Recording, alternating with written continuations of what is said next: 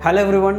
Today I'll be discussing about an interesting topic named as scorecard. Don't worry, this is not the scorecard of your any kind of your online game, but rather I'll be discussing about inner scorecard and outer scorecard, and I'll also show you that utilizing these techniques how some of the billionaires have grown their revenue like anything.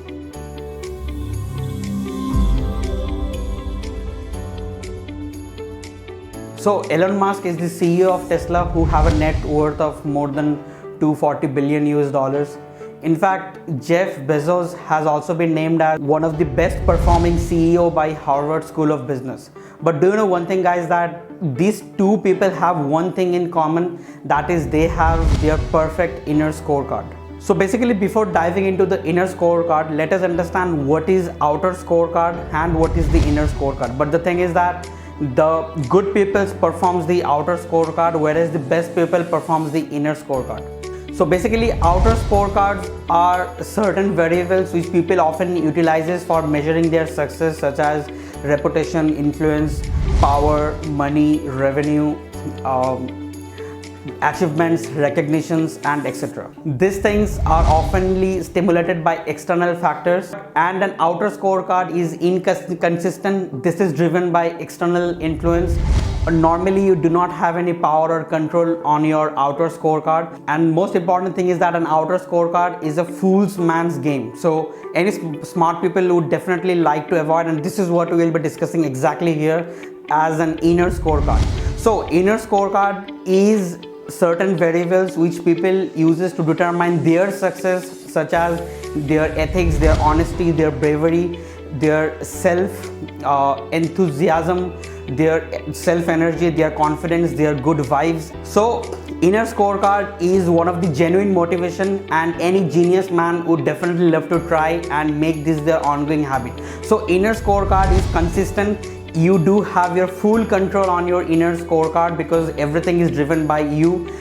This is not driven by any of the external factors, and this is not driven by anything which the outside people believes or control. So you do have your full authority and the full right on your inner scorecard metrics, because these are the things which you define for yourself, and you are the guy who knows you yourself better. So inner scorecard is a genius man's play, and any brilliant people would definitely use this as their success strategy. So as you can see on the screen, Warren Buffett and the famous American footballer Nick Saban have once quoted that both of their favorite strategy for success is an inner scorecard, because this is what really drives them with passion, and this is what their main secret to success is. So guys, now since we have understand the basic concept of inner scorecard, now let us deep dive and understand how one can understand what inner scorecard do they have.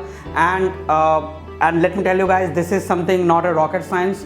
Rather, this is an art of science which one can easily figure it out by asking three important questions to yourself. The first one is, what are your core beliefs?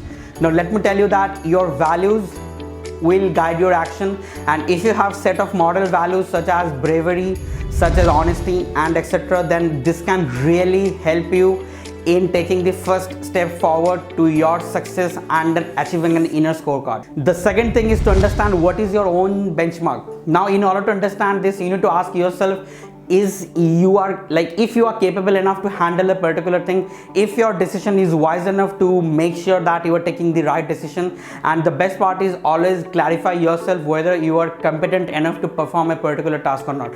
This is something which makes you self-reliant in understanding you in a better way, by not hearing any of the surrounding voices. Last but not the least, how well do you strive for yourself? Like, either you are good, you are great, whatever you are, that is with you. You need to understand yourself first. Now let me give you two examples.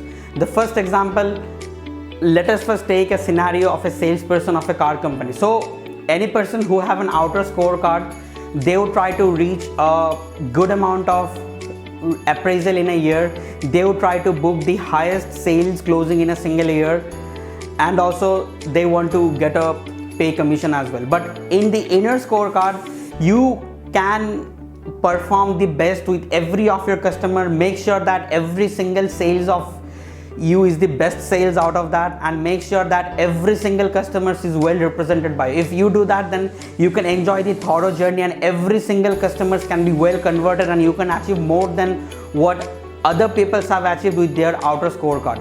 Let us take at an example number 2. Suppose you are the CEO of a startup company, and if you have an outer scorecard mentality, you might have think that, okay, let me achieve $1 million of contract, let me go into the Forbes 40 under 40, and let me also make the best business in the town, and let me get the best business achievements in the entire environment. But for the inner scorecard, you can make your every single pitch to investors in the most spectacular way. You can also make sure that you are focusing on every single customers in the most predefined way. You need to really value every single customers of yours in the most meaningful way, and also you can get aggressive every single day. Now, having this, you can not only reach up to the heights, but you can also surpass someone who have an outer scorecard mentality. Okay, now some of the key takeaways. First of all, every single human is driven by two of their factors. One is outer scorecard and the inner scorecard. So outer scorecard is irrelevant metric, whereas inner scorecard is something self-driven, self-compliant, and this is excluded from any of the external voices, and this should be something which you should follow if you want to grow not only your career but also as a profession, as a human being. And the best part is, always focus on your beliefs, always start slow, make every single day count, and make sure that everything you do make sure everything you do creates a positive impact for both the society and your customers, and you can have the most best career and the meaningful life years ahead. Thanks for watching.